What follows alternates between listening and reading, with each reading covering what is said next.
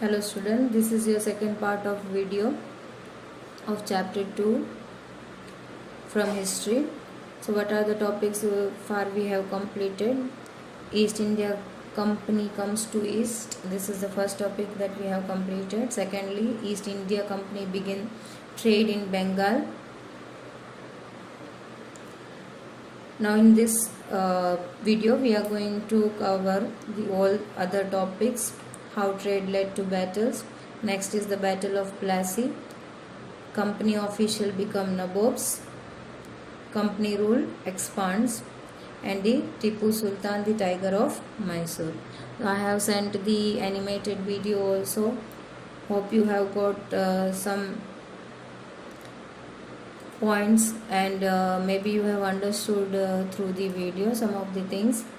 If you are not clearly understood, so from here we can understand in more detail how trade led to the battles. So as you know, the Britishers came to India for trading. So how this trading led to a battle? What was the reasons? So the conflict between the company and the Nawab of Bengal intensified. Because of the same reason, trading was the main reason. After the death of Aurangzeb, that was the last Mughal ruler, the other strong rulers of Bengal, that is Murshid Qali Khan, Ali Berdi Khan and the Siraj-ud-Dawla, the three rulers, one after the others. First was Murshid Qali Khan, next one was Ali Berdi Khan and the third ruler was Siraj-ud-Dawla. So they all refuses to grant any kind of concession to the company what was being provided by the Aurangzeb, because he has given the permission to set up the factory, and even for the purchase he has given the permission of duty free. So no charges were taken or no duties were taken on the purchase of good from the company. So the Nawabs demanded large tributes for the company's right to trade, denied it any right to mint coins, and extending fortifications. So what was the Nawab demanding? Nawab demanding large tribute. If they want to trade, then they have to pay the tribute to the Nawabs. Then they were asked to stop minting the coins in the name of Britishers. So they were not allowed to mint any coins in the name of Britain or British. Even they were asked to stop extending their fortification. So as you know that they were, wherever they were trading, they used to fortify that region. So Nawab asked them to stop the fortification. The company was refusing to pay the taxes, as the Nawab asked the taxes to pay, but they refused to pay the taxes. And even they started writing the disrespectful letters and started humiliating Nawab and as well as his officials. So this was the response of company when they were asked to pay the taxes. So the company again declared that the demand of the local official were unjust. It is completely unfair what the Nawab were asking according to the company. If they want to flourish the trade, the duties has to be removed. As the Aurangzeb has given the permission, the same thing has to be permitted by the other three rulers. But Nawab were not ready to give away this kind of concession. It was also convinced that to expand trade, it had to enlarge its settlement, buy up villages and rebuild its fort. So company has convinced that if they want to expand the trade, then they have to enlarge their settlement. Even they have to buy up the villages and also to rebuild all the forts wherever they were trading. So the Nawab is not going to agree. So their conflict led to a regular confrontation and finally resulted in the famous Battle of Plassey. So because of the denial from the Nawab, so it resulted into battle. So this battle was known as the Battle of Plassey. So we are going to learn about the Battle of Plassey. Siraj-ud-Dawla. So first rulers was Murshid Qoli Khan, then Ali Wadi Khan, and the next ruler was the Sirajud-Dawla. So he became the Nawab of Bengal in 1756 after the death of Ali Wadi Khan.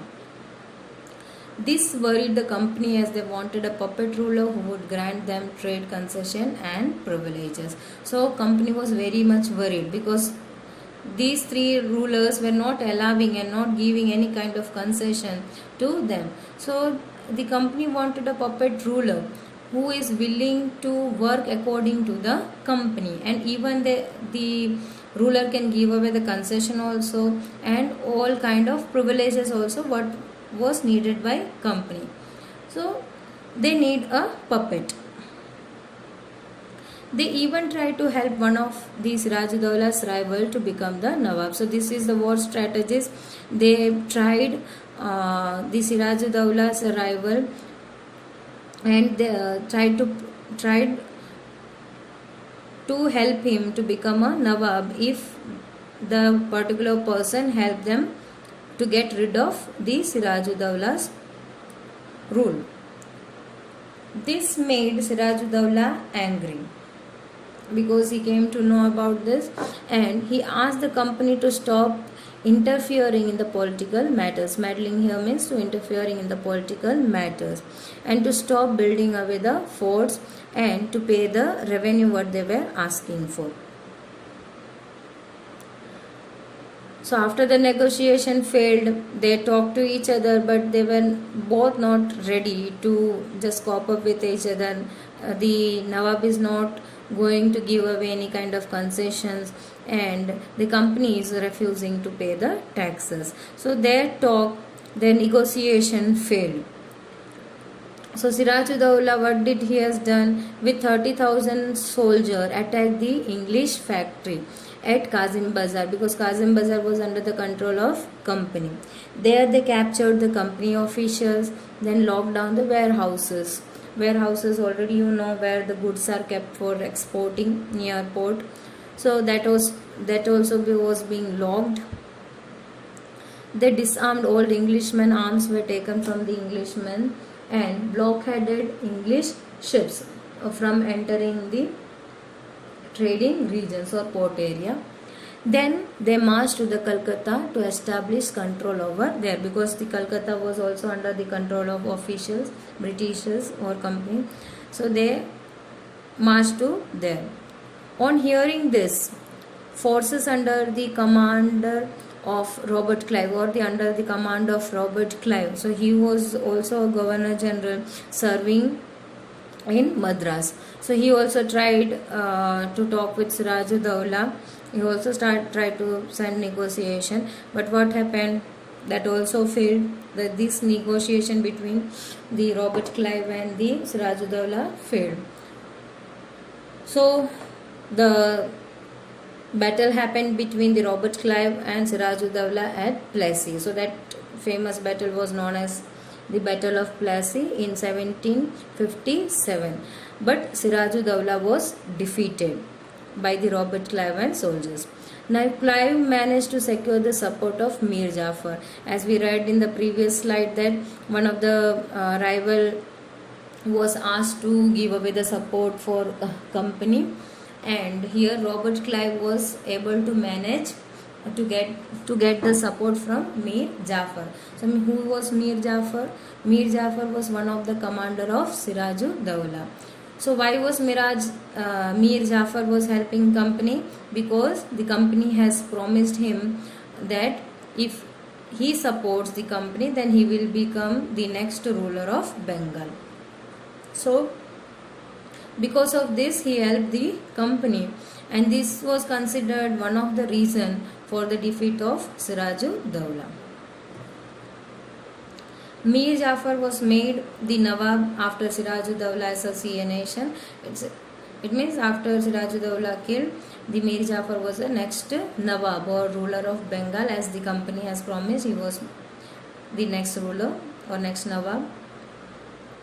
The company was still unwilling to take away the responsibility of administration, because their prime objective was to expand the trade and to earn the money.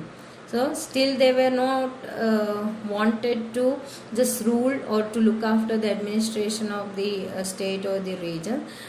Their main motto or main goal was to expand the trade. Why they want to expand the trade? As they want to earn more and more profit. So they don't want to rule. If this could happen without conquest and through the help of local rulers, then they don't have to conquer any territory. So who would be helping out? The local ruler. So this could be done by the local ruler, as the Mir Jafar was made the Nawab. So he could help. He is one of the puppet. As the company was willing, the Mir Jafar would work. So why there is need of conquest when the local ruler is helping out in the expanding of trade and to earn the profit? So they don't need to rule on the region or to conquest any region. The company soon realized that even puppet Nawabs were not that helpful, as they needed to maintain a basic appearance of dignity in front of the subjects. So soon also they realized that the puppet were not helping out that much, that they are not much helpful for them to maintain their dignity in front of subjects. The subject here means the common people who are living in that regions. If their appearance is not good or not respectful in the common people, what would happen? It would affect their trading. So the Nawab were failing to put that basic appearance of dignity in front of subjects, you can say. So when Mir Jafar protested, company over here, he also started asking for the taxes and all. So he was deposed by the company. So when he protested, he was deposed. It means he was replaced from the throne, and behalf of him, the next ruler was the Mir Qasim. So Mir Qasim also opposed. He too started complaining, and he too opposed the company.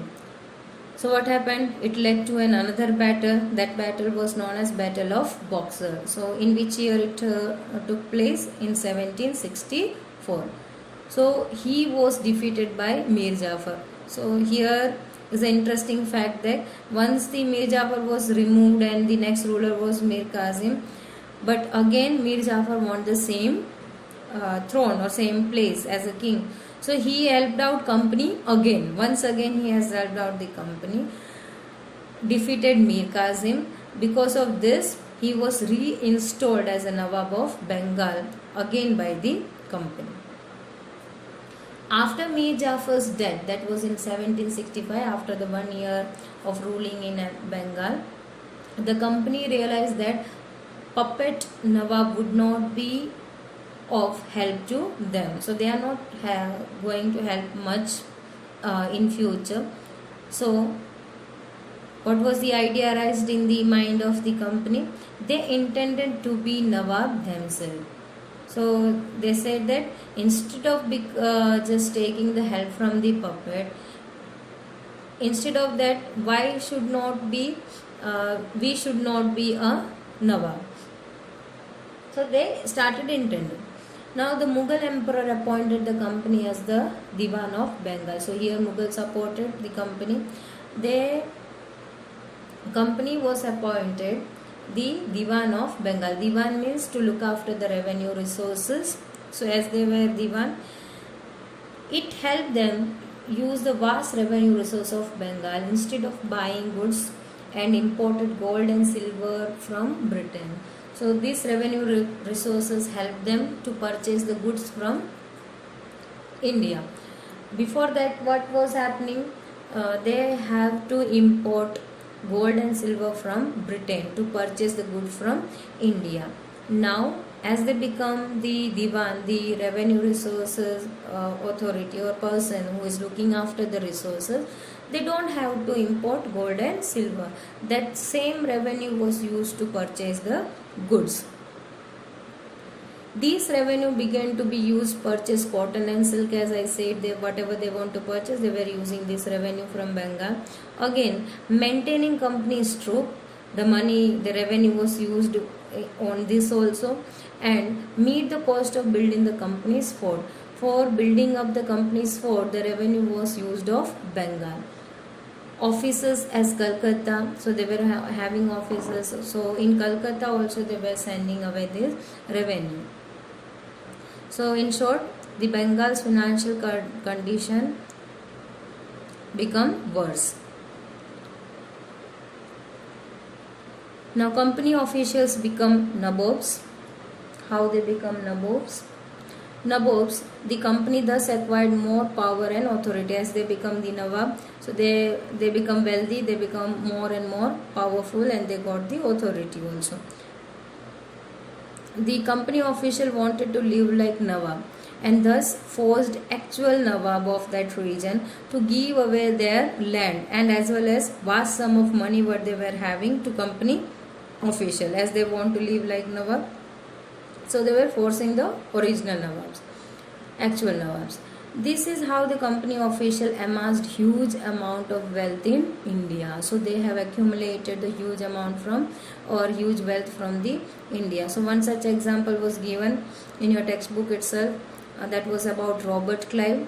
He came to Madras from England in 1743 and he was only 18 years old. So when he left Madras, because later on he was appointed in Bengal. So when he left the Madras, he was having the fortune of worth $401.102. So this much wealth he has accumulated in Madras itself.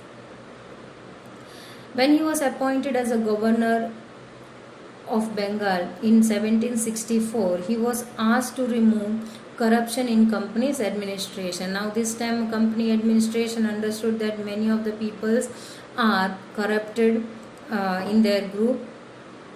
So he was asked to just find out and to remove all the corrupted officers. But what happened? But he himself was cross-examined in 1772 by the British Parliament as he was having the huge wealth. That was the only reason. So although he was acquitted, but he was freed from all the charges what was being put on him. That was who was freed? The Robert Clive was freed, and by whom he was freed? The British Parliament has freed him. Now but because of that humiliation what he has faced, he committed suicide. Officials who managed to return with wealth began to lead flashy lives and flaunted their riches were called the nabobs, the English version of the Indian word nawab. So whatever they have managed to earn, or they or able to accumulate the wealth, so they were taking away this wealth to their own regions, that is to the Britain. They were living a lavish life and luxurious life, and they were just flaunting off. It means they were showing off their richness to the other people as they came from India. So they were called as nabobs because Nawab used to live in India like this, just showing the wealth and living the luxurious life. So in Britain they were called as nabobs. So this was English version, in English version of Nawab. It means English version of Nawab. So they were called as nabobs. Not everyone were able to just amass the wealth. Many of the people have died in India due to some of diseases, and also few died in war too. So not every person in the company were corrupted. How the company rule expanded or expands? Now, between 1757 and 1857, the East India Company, instead of direct military attack, they used political, economical and diplomatic method to influence the states. So they were not conquering any of the region by the help of soldiers. So they were getting into the political matters, interfering, as we have read in the previous slides, also directly forcing the Nawabs to give away the land, So there were number of policies imposed directly or indirectly. They were conquering the regions, and economically also, like trading, that they have taken control. So there were number of diplomatic methods how they were conquering the states. Residents in Indian states were appointed after the Battle of Boxer, that was in 1764. So what were the purpose of residence?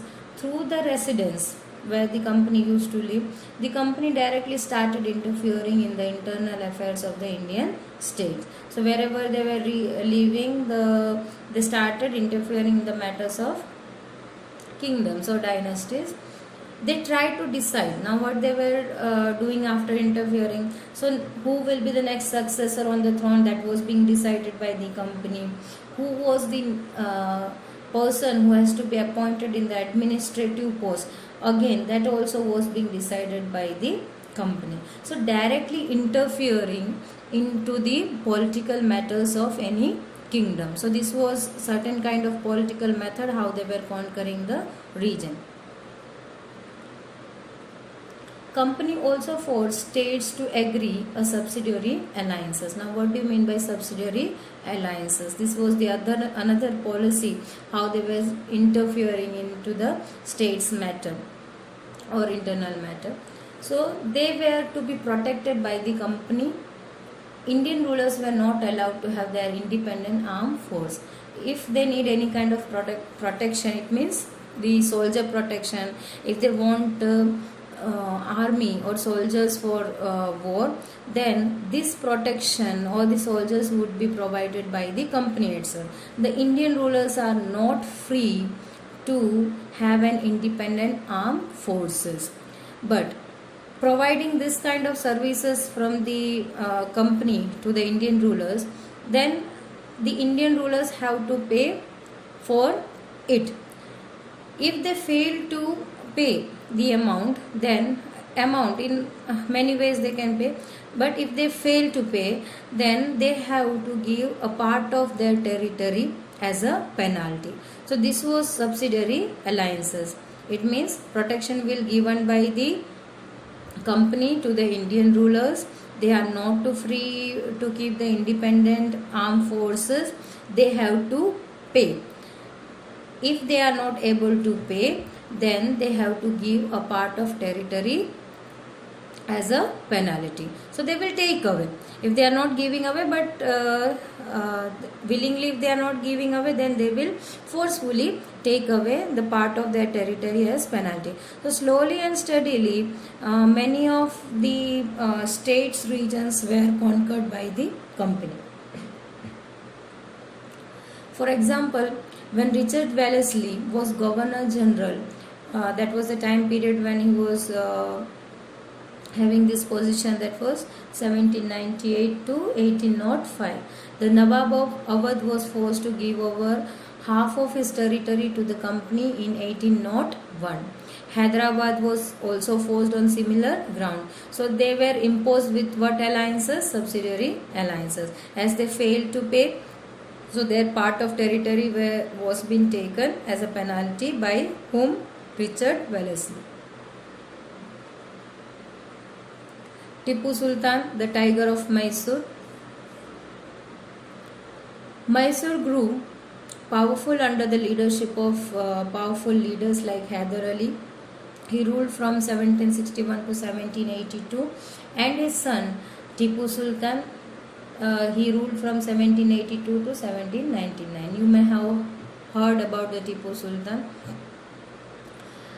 Mysore controlled the profitable trade of Malabar coast, consisting of pepper and cardamom.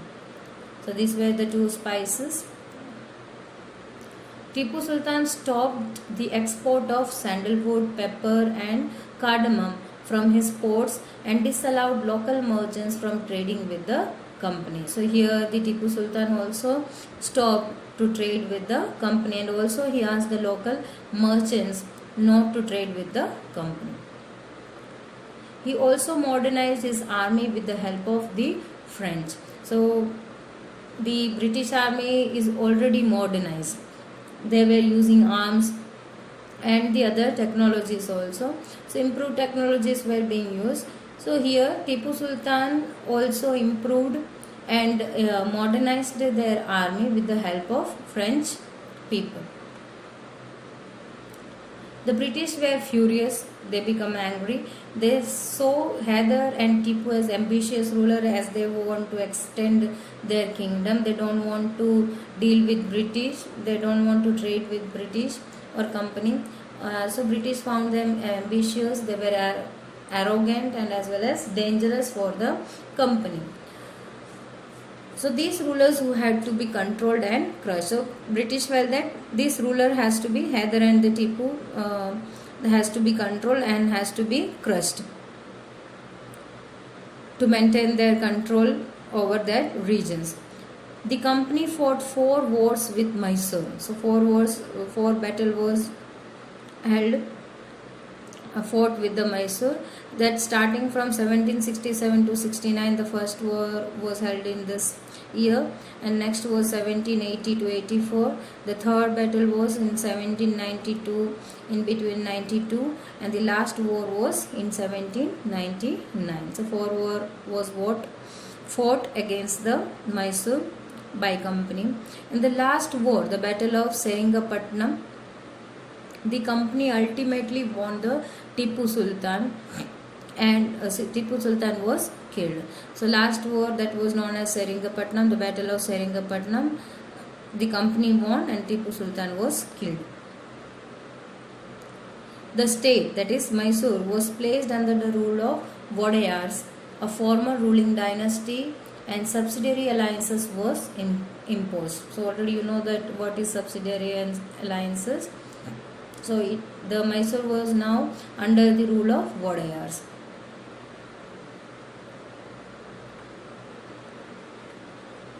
So for the next video, stay tuned.